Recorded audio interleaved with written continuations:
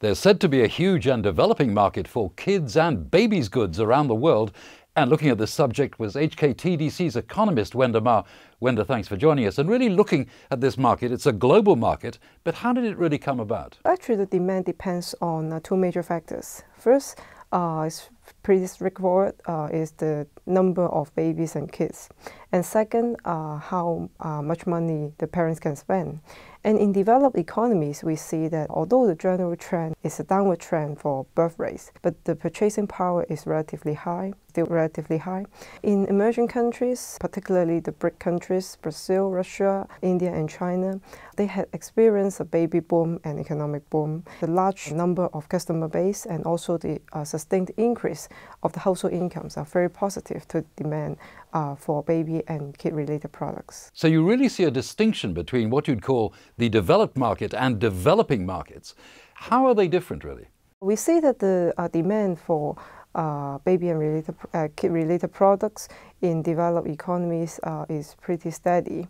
They are really driven by innovation and design. For example, nutritional science plays a vital role in the manufacturers of baby food, and manufacturers of other related products are competing with each other to put in new design and also use new materials.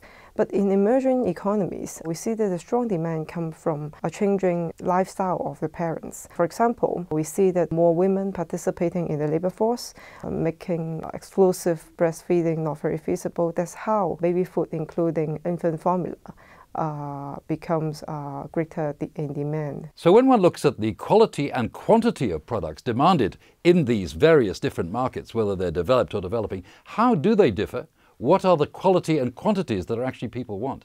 Actually, the demand for developed economies are driven by innovation and design, and they are really purchasing for quality. And for emerging markets, actually the number of babies and kids are very big. There are 233 million babies and kids in the BRIC countries, which equals to 75% of the US population. So they are very much in demand. Where the Chinese mainland market is concerned, one would think that the demand must be very great for both foods as well as other products. Just what sort of demand are we looking for in about 5 to 10 years? Actually, due to the recent food safety incidents in China, parents in China are very cautious about the nutrition values, safety, and sometimes the origin of the food products.